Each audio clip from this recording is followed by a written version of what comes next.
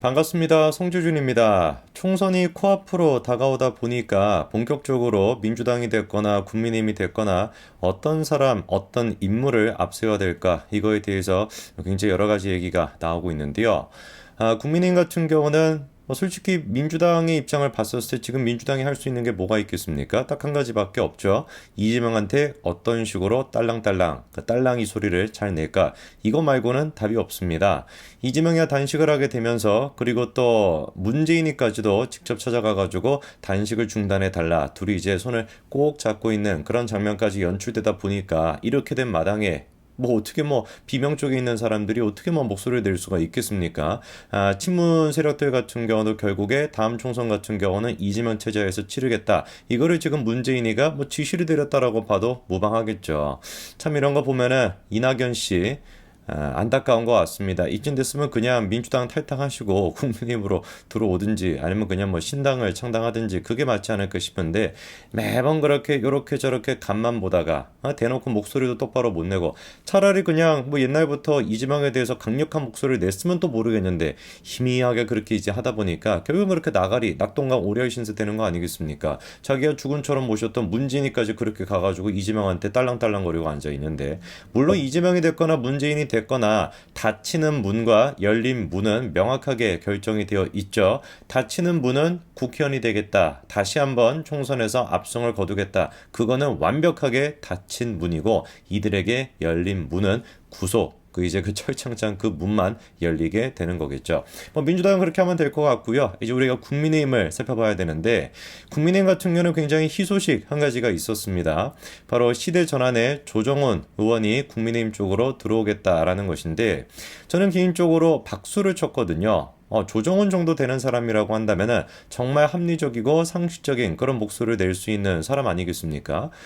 지금 국민의힘 쪽에 계시는 대부분의 분들 영상을 보고 계시는 분들도 조정훈이라고 했었을 때 나쁜 인상을 갖고 계시는 분은 안 계실 것 같아요. 근데 어떻게 된 것인지 이렇게나 박수를 치고 제2의 한동훈이다. 한동훈조차 우리가 사실 이제 다른 플레이어라고 생각할 수 있을 정도로 정말 조정훈에 대해서 가치 있는 사람이다라고 생각이 되는 게 당연한 것 같은데 어떻게 된 것인지 국민의힘 내부적으로 반발의 목소리가 나오는 것 같습니다. 도대체 누가 이런 상식적인 사람이 입당하는 거에 대해서 반대의 목소리를 내는 걸까요? 당연히 비상식적인 인간들 아니겠습니까? 대표 주자가 바로 이준석, 무려 전 당대표였던 사람입니다.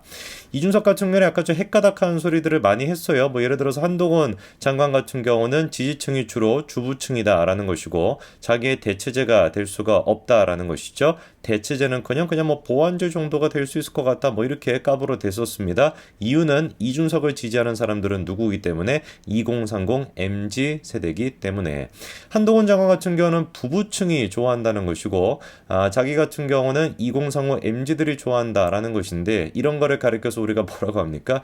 약간 좀 정신병적 증상이다라고 얘기를 할 수가 있겠죠. 그렇죠? 맛이 좀 가 있다라는 거예요. 한동훈 장관 같은 경우는 주부층이 좋아하냐? 좋아합니다. MZ층이 한동훈 장관을 안 좋아하냐? 당연히 좋아합니다. MZ층이 이재명이라고 할 뻔했네. 이름 뭐였죠? 이준석. 하도 하는 짓거리가 똑같다 보니까 이준석을 MZ층이 좋아하냐? 당연히 좋아하지 않습니다. 주부층은 그러면 이준석을 좋아하냐? 당연히 좋아하지 않습니다. 이준석은 그냥 어디서든지 간에 좋아하지 않는 사람이에요. 이번에 그래서 통계 자료를 보니까 여론조사 같은 거를 보니까 이준석을 만약에 우리가 그 총선에서 공천하게 된다면 국민의힘에 대한 지지를 철회하겠다라는 사람들이 몇 퍼센트라는 거예요? 80%가 넘는다라는 거거든요. 제가 보기엔 약간 좀 이거는 적게 나온 것 같고 90%가 넘는 사람들이 이준석한테 공천을 준다면 국민의힘에 대한 지지를 철회할 겁니다. 어디서도 지금 환영을 못 받고 있는 게 이준석이에요. 그도 그럴 수밖에 없는 게 얼마나 까불어 됐습니까? 그렇게나 까불었는데 호언장담했던 게 맞는 게 있어요? 맞는 게 하나도 없습니다. 예를 들어가지고 세대 포이론이다 뭐다 이거를 통해 가지고 어떻게 대선에서 승리하겠다라고 했었는데 세대 포이론은커녕 오히려 지로 인해 가지고 젠더 이슈 때문에 윤석열 대통령의 2035 경우 여성 지지율이 확 떨어지게 되는 그런 결과를 초래하게 됐고요. 그것뿐만 아니라 호남에서 무슨 뭐 30% 득표하겠다. 어떻게 됐습니까? 30%는커녕 다 그냥 전략이 엇나갔고요. 윤석열 대통령이 10% 차이로 이길 것이다. 어떻게 됐습니까? 0.78% 정말 1%도 안 되는 차이로 극적으로 승리를 거뒀습니다. 이준석이라고 하는 사람이 뭐 지금도 제가 생각이 나요. 그때 대선 때 뭐였죠? 비단 무슨 뭐 보자기인가 뭔가 이렇게 해가지고 이렇게 뭐 3개 정도를 갖고 와가지고 여기에 비법이 담겨 있다라고 얼마나 까불어댔습니까? 무슨 뭐 자기가 제갈량인 것인지 무슨 뭐 사마인 것인지 뭐로 뭐 빙의했는지는 모르겠는데 그렇게 무슨 뭐 전략가인 것처럼 까불어댔었는데 자기부터 일단 그 전략 그렇게 좋은 전략이 있으면 자기부터 국회의원 하면 되는 거 아니겠습니까? 왜 도대체 마이너스 3선이 저렇게나 무슨 뭐 중진이다 랍시고 저렇게 설쳐되는지 모르겠어요. 뭐 어쨌거나 이준석 같은 경우는 대선 때부터 시작해서 지금까지 그냥 쫄랑쫄랑 그냥 뭐 누구를 쫓아다닌다라고 해야 되나? 그냥 뭐 까불고 있는 거 그 정도밖에 안 되기 때문에 아무 의미가 없죠. 그리고 이준석의 그렇게나 사실상 썩은 동아줄이라고 할 수 있는 이준석의 그 동아줄을 붙잡고 있는 또 한심한 인간들이 있지 않습니까? 대표적으로 김웅도 있고요. 그리고 허나도 있습니다. 자, 그러면은 제가 아까 전에 그런 말씀을 드렸어요. 너무나도 상식적인 생각이에요. 조정훈 같은 사람이 국민의힘에 들어옴으로써 충분히 우리한테 큰 힘이 될 수 있다라고 하는 이 상식적인 생각을 비판하는 사람들은 누구겠습니까? 당연히 이준석의 그 따까리들 이런 사람들이 되겠죠. 그래가지고 대번에 이제 허나도 뭐라고 합니까? 정중히 고언 드린다. 우리 정치가 염치가 있어야 된다. 이런 소리를 하고 앉아있는데 저는 좀 놀랐어요. 허나 입에서 염치가 있어야 된다 이런 얘기가 나온다는 것 자체가 너무나 충격적이고 이러다 보니까 아까 전에 제가 이준석과 이재명 두 사람의 이름을 헷갈리게 되는 그런 모습이 나타나게 되는 거예요. 이준석이가 됐거나 이준석 밑에 지금 딸랑딸랑 거리고 있는 인간들이 하나같이 어떻습니까? 이재명과 이재명 밑에 붙어있는 그 철험의 인간들과 똑같은 모습을 보여주고 있으니까 내로남불도 이런 내로남불이 없거든요. 허나가 어떻습니까? 음주운전 그런 식의 경력이 있었음에도 불구하고 공천까지 받았고 심지어 선출직으로 국회의원이 된 것도 아니라 비례대표로 국회의원이 됐던 거 아니겠습니까? 물론 뭐 비례대표 같은 경우도 선출직이다라고 막 주장을 합니다만 저는 뭐 그렇게 보지 않거든요. 비례대표가 어떻게 그걸 막 선출직이라고 얘기할 수가 있겠습니까?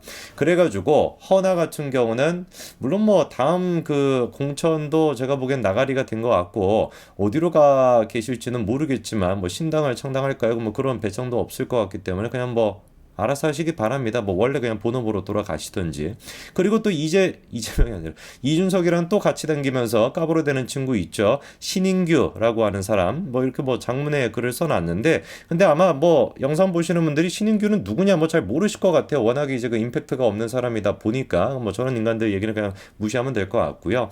그래서 국민의힘 내부적으로는 사실상 이준석과 이준석 계열이라고 할 수 있는 이준석과 아이들 천하용인인지 뭔지 이런 쪽에서만 지금 조정훈 의원에 대해서 비판의 목소리가 나오고 있고요. 대부분의 상식적인 국민들 그리고 국민의힘 지지자들이 봤었을 때는 조정훈 의원이 들어오면 큰 힘이 될 거다라고 보고 있습니다. 그리고 조정훈 의원 본인 스스로 또한 마찬가지로 국민의힘에 입당하면서 다음과 같이 포부를 밝혔죠. 저는 변한 건 조정훈이 아니라 더불어민주당이라고 생각합니다. 제가 원내에서 바라본 민주당은 제가 예전에 알던 민주당과 너무 달랐습니다. 굳이 표현하자면 87년에 멈춘 정당 같습니다. 어떤 사람들은 조정원 의원이 민주당 쪽에 있다가 국민의힘에 들어오는 거를 보고서 뭐 기회주의자다 아니면 뭐 변절을 했다 뭐 이런 식으로 표현할 수도 있겠습니다만 조정원 의원이 지금 얘기하는 것처럼 변절이 된 거 그리고 변화가 된 것은 조정원 의원이 아니라 누군 거예요? 민주당인 겁니다. 최소한 민주당의 뭐라고 할까요? 정당으로서의 뭐 양심이라고 할까요? 인간으로서의 양심이라고 할까요? 그거라도 남아있던 게 민주당이었다라고 한다면 문재인, 이재명 두 인간을 거치면서 지금의 민주당은 어떻게 됐어요? 그 최소한의 양심조차도 남아있지 않은 그런 정당, 진짜 싸구려 같은 정당이 되고 말았죠. 오히려 지금 민주당에 남아있다라는 것 자체가 변절자임을 상징하는 거가 될 수밖에 없는 겁니다. 오히려 지금 민주당에 남아있다라는 것 자체가 민주당스럽지 않다라는 거에 대한 증표인 거예요. 그렇기 때문에 그 민주당을 박차고 나온 조정훈 의원 같은 경우는 이 조정훈 의원에 대해서 기회주의자다라고 얘기할 것이 아니라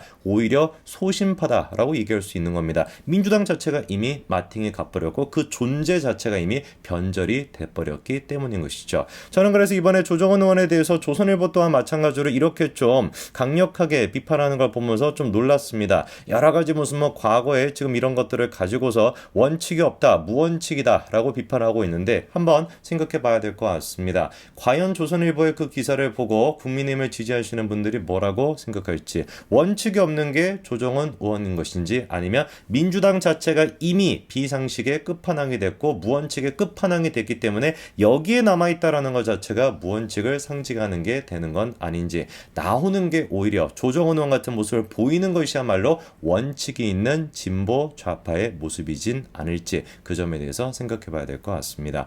여기까지 말씀드리겠습니다. 감사합니다.